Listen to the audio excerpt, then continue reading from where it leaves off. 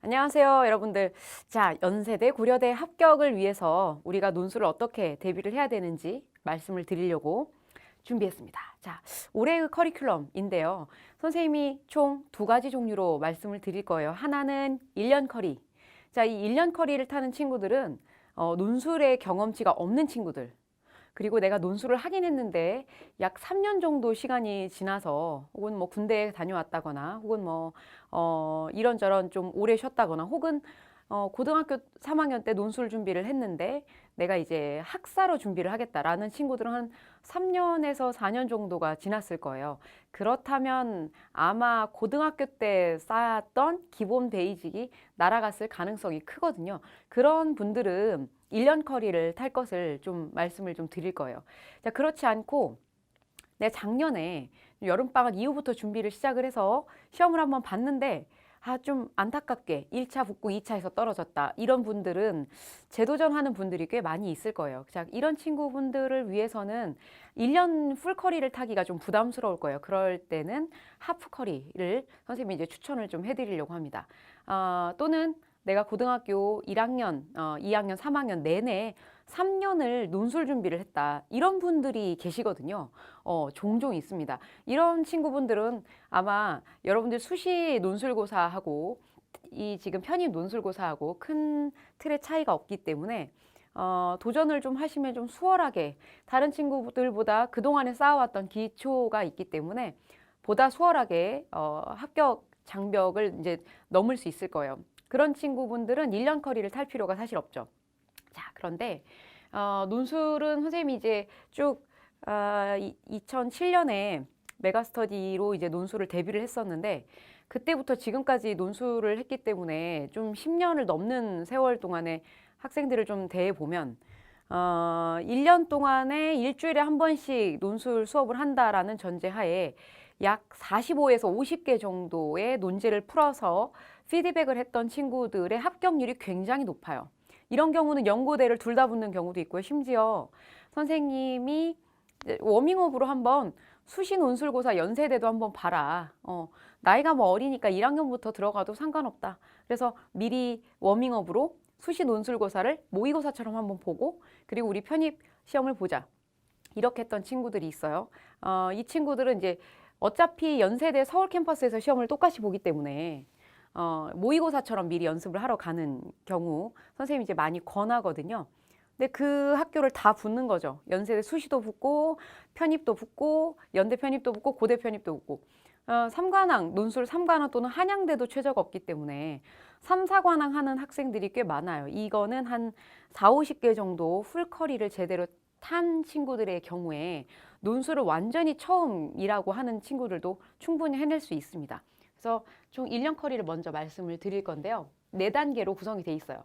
자, 가장 선생님이 이제 중요하다라고 얘기하는 것은 이 심화 단계인데 이 파이널 단계는 당연히 12월 달에 이 파이널은 선생님이 그렇게 길게 잡지 않아요. 그래서 시험 보기 바로 전주 일주일 동안에 우리가 그동안에 배웠던 것들을 최대한 다 이끌어내서 압축적으로 자기의 실력치를 쫙 끌어올릴 수 있는 그런 시간이거든요. 그래서 이거 파이널은 12월이라고 생각을 하시면 됩니다. 그러면 1월부터 시작해가지고 쭉 나머지 기간에 기초응용 심화 단계를 진행을 하는 건데요. 이 기초 단계에서는 여러분들이 이제 논술에 이제 처음이기 때문에 한 2개월간, 그러니까 총 8개의 논제를 일주일에 하나씩 풀기 때문에 8개 이상의 논제를 풀게 될 거예요. 2개 이상을 풀 때도 있으니까. 그러면 한 8개에서 10개 정도의 논제를 푸는 사이에 논술에서 반드시 출제가 될 만한 4가지의 주요 논제들을 우리가 하나씩 하나씩 기초 단계를 쌓아가는 거예요. 근데 여기서 여러분들이 쌓을 수 있는 능력치는 논제에 따라서 답안의 구조가 달라질 수 있잖아요. 그걸 여러분들이 파악하실 수 있어요.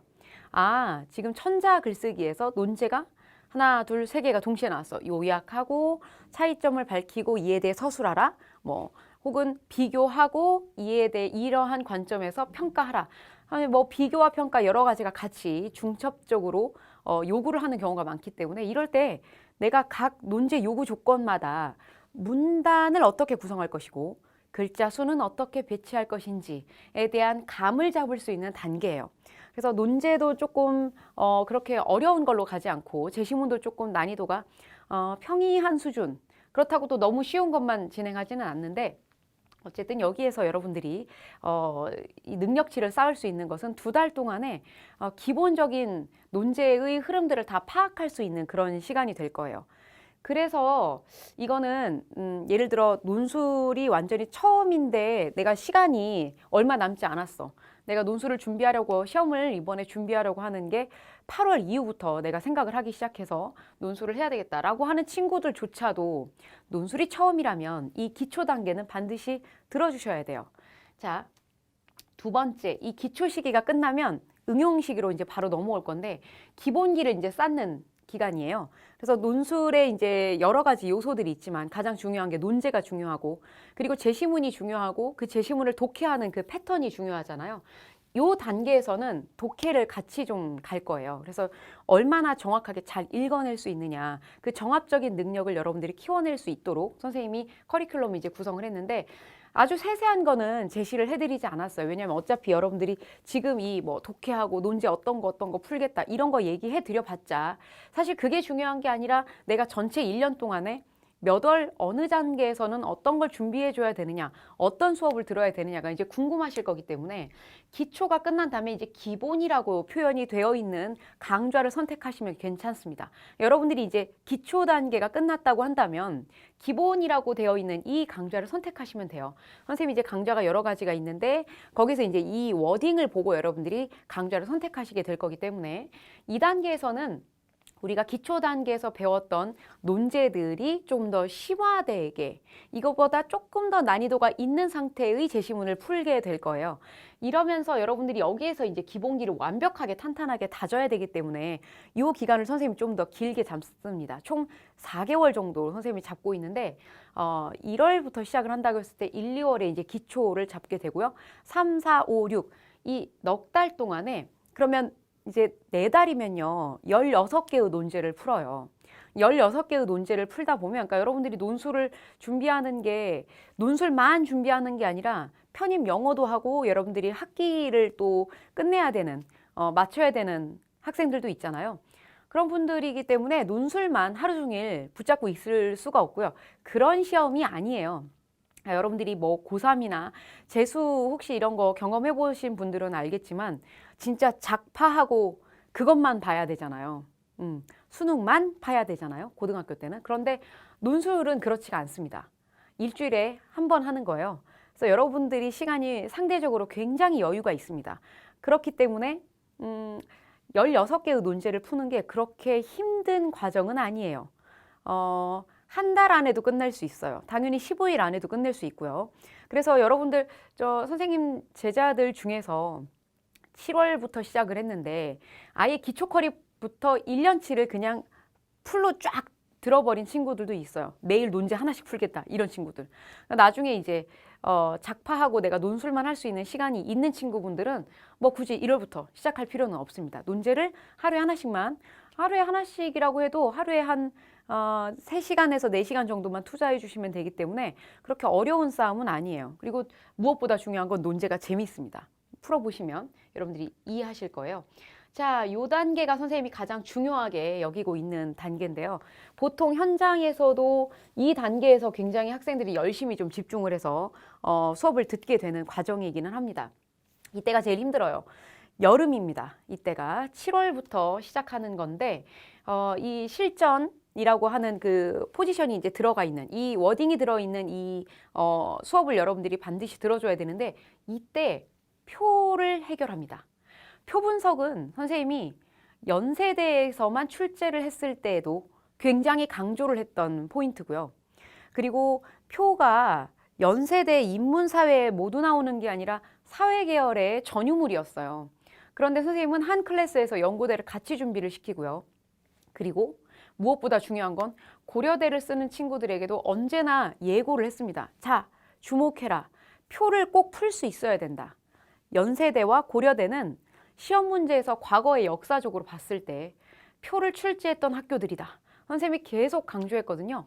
자, 2021 학년도 시험에서 고려대가 표가 출제됐습니다. 그래서 이때 표가 나왔을 때 학생들이 당황하지 않았던 이유는 그동안 그냥 반드시 필수 코스로 선생님이 표 분석 특강을 듣게 했어요. 이거 해야 된다. 당연히 표를 읽어서 여러분들이 문장으로 써내는 그 훈련이 잘 되어 있는 친구들은 당연히 결과적으로 좋은 실력을, 좋은 결과를 이끌어낼 수가 있는 거죠. 기본 과정에서 이 실전이라고 되어 있는 부분에서는 연세대 집중 강좌라고 생각하시면 안 돼요. 물론 연세대 집중 강좌일 수 있지만 고려대에서도 표가 출제됐기 때문에 연고대를 모두 통틀어서 매우 중요한 시험 과정이 될 겁니다. 수업 과정이 될 거예요. 그래서 여러분들이 이 부분부터 좀 내가 기초에 논술에 조금 기본기가 있어. 내 논술이 뭔지 알아. 그런 친구분들은 여기서부터 시작을 해주셔도 돼요. 이게 7, 8입니다. 그리고 연세대 합격 심기일전, 고려대 합격 심기일전 이렇게 심기일전이라고 하는 타이틀로 선생님이 이제 수업을 진행을 할 건데 이 과정에서는 이제 여러분들이 7월, 8월에 이 과정에서 일주일에 한 번씩 여러분들이 이제 논제를 풀잖아요. 일주일에 한 번씩 표를 정확하게 익숙하게 이제 풀었던 그 과정에서 여러분들이 연세대 따로 고려대 따로 아주 집중적으로 논제를 풀 거예요. 이 연대 고대 심기일전을 총 2달을 진행을 할 거기 때문에 각각 논제 8개씩 풀 수 있습니다. 자, 요거는 이때부터는 여러분들이 9월, 10월 이 2달간은 일주일에 논제를 2번씩은 풀어줘야 돼요. 그래서 주중에 하나, 주말에 하나. 그래서 선생님이 현장에서도 목요일 하루, 그 다음에 토요일 하루 이렇게 잡아서 수업을 진행을 하거든요. 그러니까 주중에 하나를 문제를 푸는 어떤 연습을 또 할 수 있고 그 다음에 주말에 문제를 풀 수 있는데 이때부터는 심기일전 과정부터는 인강을 듣는 학생들도 시간을 2시간 안에 탁 잘라서 문제를 풀기 시작하셔야 돼요. 왜냐하면 9월, 10월이니까 시험 보기 벌써 2달 전이거든요. 그렇기 때문에 여러분들이 이때부터는 시간 관리를 해주셔야 됩니다. 현장에서도 실제 시험 보는 것처럼 모의고사 형식으로 진행을 해요.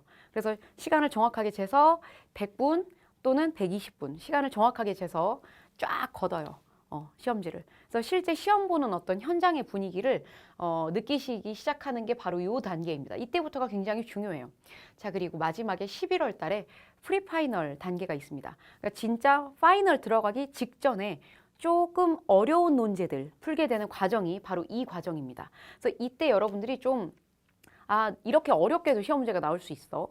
이럴 때는 내가 이런 센스로 문제를 풀어봐야 될 것 같아. 그리고 상대적으로 다른 학생들이 여기서 이렇게 해석을 했는데 이 경우에는 내가 이렇게 분석을 좀 해줘야 되겠다라고 하는 좀 남다른 디테일. 표에서도 다른 학생들이 못 잡아낸 부분까지도 끄집어낼 수 있을 만한 그 능력치를 여기서 마음껏 발산할 수 있습니다. 이 부분을 여러분들이 거치셔야 돼요. 그래서 선생님은 어떤 걸 추천을 해드리냐면 기초와 기본 과정 여러분들이 좀 고등학교 때 논술을 좀 해보셨다라고 하는 분들은 바로 이 심화 과정부터 바로 시작을 하시는 것도 괜찮습니다. 왜냐하면 시간이 얼마 안 남았을 당시에는 요약하기부터 천천히 할 수 있는 시간적인 여유가 없어요. 바로 실전 문제 풀어서 이게 시간이 이렇게 나오고 문제 패턴은 이렇게 나오니까 요걸로 이렇게 천천히 준비를 해야 되겠구나. 이걸 여러분들이 조금 깨우칠 수 있어요. 물론 처음 시작할 때 고려대 논제부터 푸는 것이 좋기는 합니다. 왜냐하면 고려대 논제가 좀 더 쉬워요. 그리고 연세대는 지금 천자를 2문제를 풀어내야 되기 때문에 2시간 안에 고려대보다 조금 더 빡빡한 느낌이 있습니다. 그리고 고려대는 일단 기본적으로 요약하기부터 시작을 해요. 1번 문제 요약하기가 주어져 있고요. 400자. 그리고 2번 문제에서 제시문들의 비교와 평가 이런 것들 문제를 풀게 되어 있는데 고려대 문제를 풀게 되면 연대 문제는 쉽게 해결을 해요.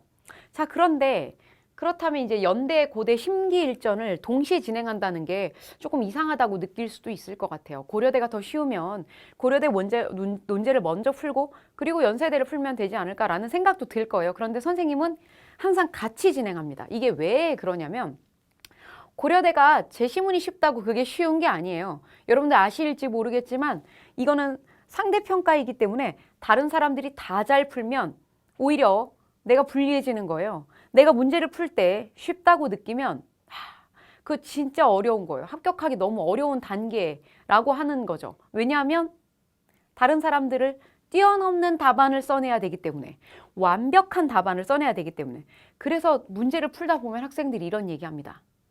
처음에는 연세대가 어렵게 느껴지는데 그런데 막상 하고 보면 선생님 고려대가 더 어려운 것 같아요. 이걸 이 하반기 때 학생들이 얘기를 해요. 고려대 만만치 않습니다. 그리고 고려대는 지금 최근 기출된 문제에 출제된 그 유형들을 보면 시간대가 계속 달라졌기 때문에 80분, 60분, 100분 이렇게 그때그때 시간이 계속 달라졌어요. 그렇기 때문에 우리는 세 가지 패턴을 다 맞춰가지고 연습을 해야 돼요. 1번 요약하기가 있을 때와 없을 때의 논제, 그 상황을 다 여러분들이 문제를 풀어보셔야 돼요. 그래서 60분 안에 문제 하나 천자가 아니라 1300자 정도 되거든요. 60분 안에 1300자 문제를 풀어야 되는 거고, 연세대는 60분 안에, 그러니까 120분 동안에 2000자 내외를 푸는 거니까 기계적으로 끊으면 60분 안에 1000자를 쓰는 거예요. 그러니까 60분 안에 1000자, 60분 안에 고려대는 1300자. 당연히 고려대가 사실은 들어가 보면 더 어려운 거예요. 그래서 막판에 이 두 학교를 이제 같이 준비했을 때 둘 다 이제 시너지가 있는데 어떤 효과를 받을 수가 있냐면 1시간 안에 얼마나 문제를 쪼개서 잘 풀어낼 수 있는가에 대한 능력치를 여러분들이 이제 이끌어낼 수 있는 단계가 이 서로의 논제를 풀면서 확보를 할 수가 있고요. 또 더 중요한 건 뭐냐면 고려대에 출제됐던 주제가 연세대에 출제되고요. 연대에서 한번 출제됐던 적이 있는 주제가 고려대에서 출제가 되는 사례들도 꽤 있습니다. 그래서 여러분들이 이 두 학교를 같이 대비를 하시는 게 좋아요. 심지어 선생님 저는 연대는 안 쓰고 고대만 쓸 거예요. 그래도 연고대를 같이 준비해 주는 게 무조건 유리해요. 왜냐하면 대부분의 수험생은 나는 고려대만 준비하니까 고려대 논제만 풀 거 아니야. 그래서 이번에 작년 12월 26일 날 시험 봤던 친구들은 연대 준비 안 하고 바로 고려대 하나 논제만 풀었던 친구들은 엄청 당황했을 거예요. 표가 나왔기 때문에 갑자기. 응? 그리고 고려대가 올해도 영어의 최저를 반영하지 않겠다. 계속 작년과 같은 기조를 유지를 한다면 제시문 중에 하나가 영어로 나와도 이상할 게 없는 상태라는 거죠. 그래서 두 학교를 같이 대비를 해주시는 게 좋습니다. 마지막 이 파이널 단계는 여러분들이 시험 날짜가 딱 나오면 그때로부터 일주일 동안 선생님하고 거의 매일 만나요. 거의. 그런데 이제 작년에 이제 코로나 때문에 만나지 못해서 밴드로 수업을 진행을 했었거든요. 그리고 이제 첨삭은 모두 1대1 전화 첨삭을 진행을 했는데 올해도 아마 이제 코로나 상태가 조금 좋아지면 대면을 해서 첨삭을 진행을 할 건데 인터넷으로 강의를 듣는 친구들도 역시 그때그때 바로 이제 첨삭이 이제 들어갈 거예요.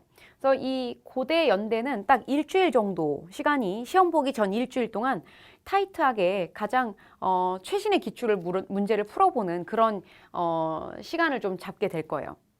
기출 문제를 먼저 풀고 이 파이널 때 다른 응용 문제를 풀고 싶은 학생들도 있을 거예요. 그런데 선생님은 정반대, 파이널 때 최근에 학교에서 출제한 기출 문제를 풀어주는 게 맞습니다.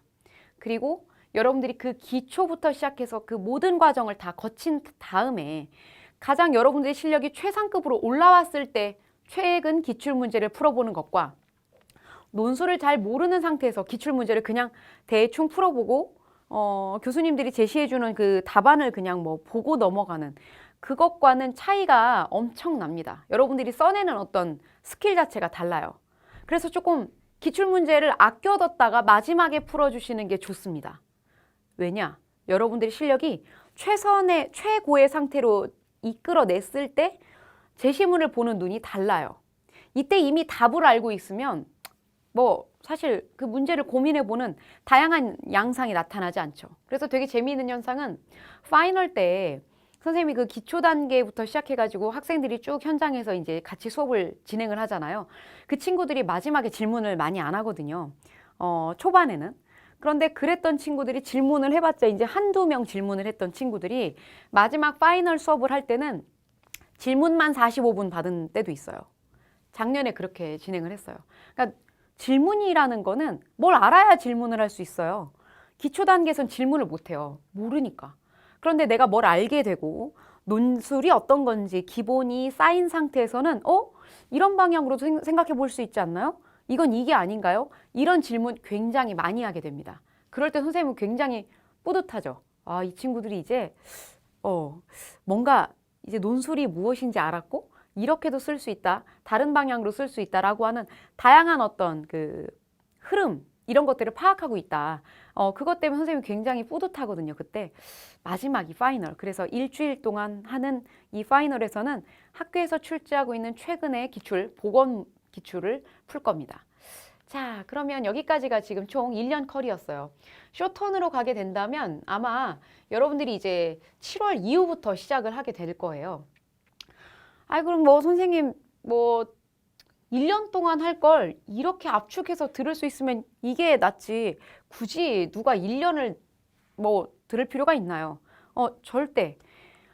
되게 흥미로운 얘기를 하나 해드리자면, 선생님 합격생들의 대부분이 그냥 한 큐에 그에 도전해서 그에 합격하는 친구들도 있긴 하지만 재수를 통해서 합격을 하는 친구들도 있어요.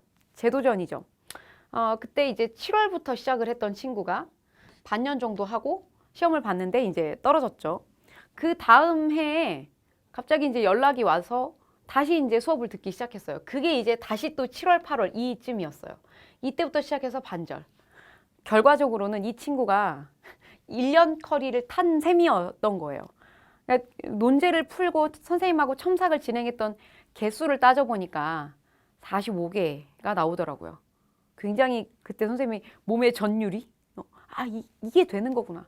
논술을 한 번도 안 해봤던 친구들은 45개 정도 하면 연고대를 둘 다 붙을 수 있겠다라고 하는 어떤 가능성을 선생님이 확인을 할 수 있었습니다. 그래서 여러분들이 이제 내가 재도전을 한다라고 하는 친구분들은 이 실전 과정부터만 시작을 해주셔도 괜찮고, 완전히 내가 기초인데 지금부터라도 조금 내가 해봐야 되겠다. 지금 이 커리큘럼 강좌를 듣게 되는 시기가 7월이에요. 예를 들어 너무 더울 때. 그럴 때는 여러분들이 7월, 8월 이후부터는 이제 기초라고 되어 있는 이 단기를 선생님이 그때 강좌를 올릴 거예요. 그때 그 강좌를 통해서 이 앞에 있던 것들을 조금 압축해서 강의를 진행을 할 거예요. 물론 논제를 적게 풀게 된다는 거죠. 압축해서 풀기 때문에 하나하나 세세하게 막 풀지를 못합니다. 그런 아쉬움은 좀 있기는 해요. 그래도 여러분들이 늦게라도 좀 시작을 해서 내가 조금 도전해봐야 되겠다. 그리고 혹은 나는 하반기 때 나 코스모스 졸업해서 시간이 좀 있다 라고 하는 친구분들은 뭐 기초 커리부터 시작해가지고 이때 일주일에 하나씩 학생들이 풀었던 거거든요. 그걸 뭐 이틀에 하루꼴로 문제를 풀면 괜찮죠. 선생님은 논제를 한 40개는 풀어야 된다고 항상 강조를 합니다. 한 달에 논제를 일주일에 하나씩 4개를 푸니까요. 10달치를 논제를 쫙 풀어봐야 된다는 얘기예요. 그래야 1년 내내 한 애들하고 싸워서 이길 거 아니에요. 선생님이 무리한 걸 요구하는 게 절대 아닙니다. 이 정도는 해주셔야 돼요. 자, 그러면 이제 여러분들이 이제 어떻게 논술을 조금 수업을 듣게 될 거냐면, 일단 논제를 선생님이 올릴 거예요. 논제를 올리면 먼저 여러분들이 풀어주시는 게 좋죠. 수업을 통해서 듣게 되면 답안을 듣고 문제를 접근하는 것과 똑같기 때문에 여러분들이 먼저 글쓰기를 먼저 해주셔야 되는 거예요. 그리고 나서 강의를 듣겠죠? 그 다음에 첨삭이 이루어지는 겁니다. 온라인에서도 똑같이 이 패턴으로 진행을 할 거예요. 그래서 여러분들이 온라인에서는 예시 답안을 먼저 선생님이 논제와 예시 답안이 같이 올라가 있기 때문에 그걸 그냥 다운받아가지고 여러분들이 답안을 바로 먼저 볼 수가 있어요. 근데 그러지 마시고 좀 참아주셨다가 글을 먼저 쓰신 다음에 그 다음에 강의를 조금 보시는 것을 정확하게 여러분들 그 패턴으로 문제를 풀어달라고 선생님이 요청을 좀 해드리고 싶어요. 그리고 첨삭은 수업을 받고 나서 내가 뭔가 현격한 실수를 했다라는 게 느껴지시면 스스로 자가 첨삭을 해서 글을 올리시는 것도 가능합니다.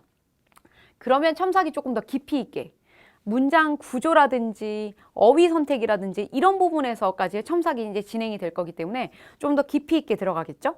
자, 그러면 1, 2, 3 이 과정이기 때문에 여러분들이 첨삭은 항상 내가 수업을 받은 이후에 이루어진다라고 하는 것을 인식을 해주시면 좋을 것 같아요.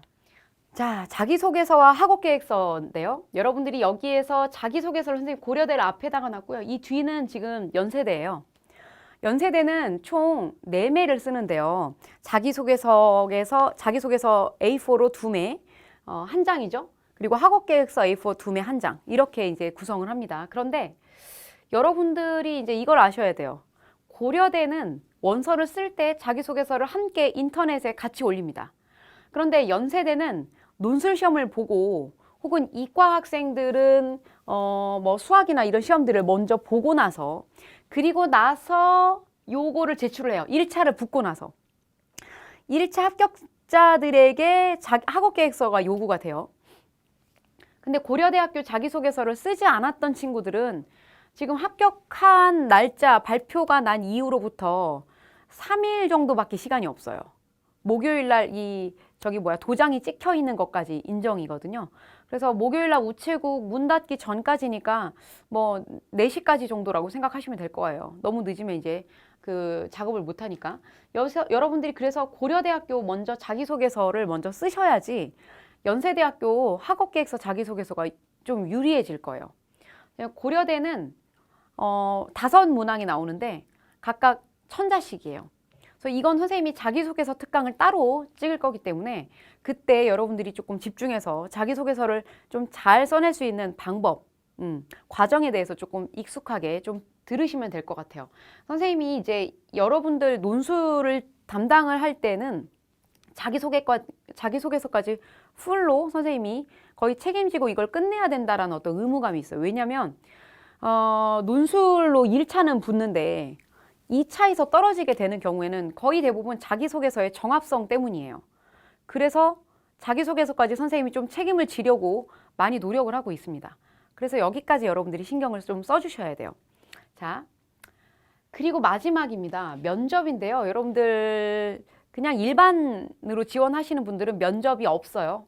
연고대 둘 다 면접이 없기 때문에 걱정 안 하셔도 되는데 학사 친구분들은 면접이 있습니다.